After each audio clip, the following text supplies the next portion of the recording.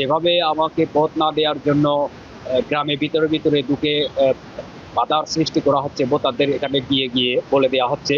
তো সে কারণে আমি মনে করেছি যে কোনো সময় আমার উপর আক্রমণ বা জীবন নাশ এর মতো ঘটনা ঘটতে পারে। সে কারণে আমি সময় থাকতে আমি এটা নিরাপত্তার বিষয়টা নিশ্চিত করার জন্য রিটার্নিং অফিসার বরাবর আমি আবেদন করি। পরিস্থিতি দিন দিন গোলাপের দিকে যাচ্ছে, তাই আমি জীবনের নিরাপত্তা এবং নিজের নিজের জীবনের হুমকি মনে করে এসপি সাহেবও বললেন যে আপনার যদি অনিরাপদ মনে করেন তাহলে আপনি বডিগার্ড গান সহ নেওয়ার জন্য আবেদন করেন। আমি সেই জন্য আমি আবেদন করলাম। আমাদের যে একমাত্র তদন্ত প্রার্থী রয়েছেন কমল চাকমা, উনি ওনার নিজের জীবন নিরাপত্তার জন্য নিরাপত্তা বাহিনী মানে বডিগার্ড অস্ত্র সহ পাওয়ার আবেদন করেছেন।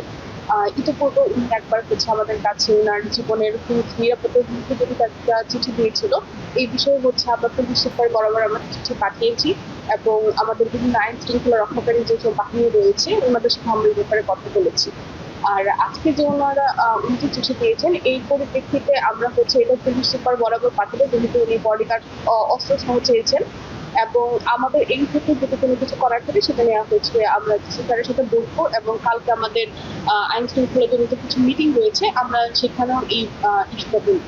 সানশাইন আটা ময়দা সুজি, ভালোবাসায় তৈরি